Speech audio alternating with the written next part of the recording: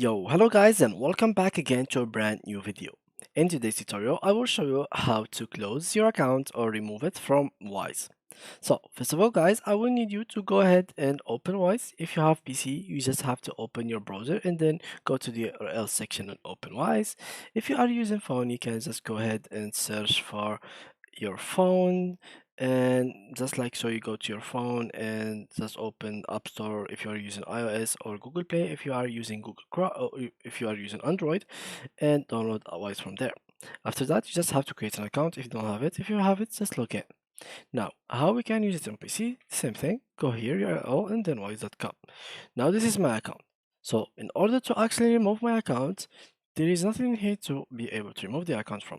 So basically, in order to remove your account, first of all, you'll have to log in, and then you go to the top right corner, which is over here. So guys, over here, and then you click on settings.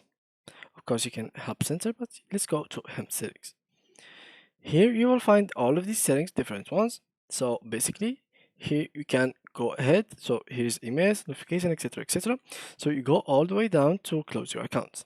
If you click in here and you click on continue, so we are sorry to see you leave. So if you click on continue, it will take you, for example, let's click on it. They will take you here to problems with transfers, etc., etc., etc.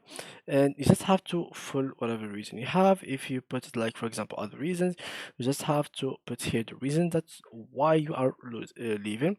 After that, you click here to close your account. So it is that pretty simple. So once again, you just have to go to your home page.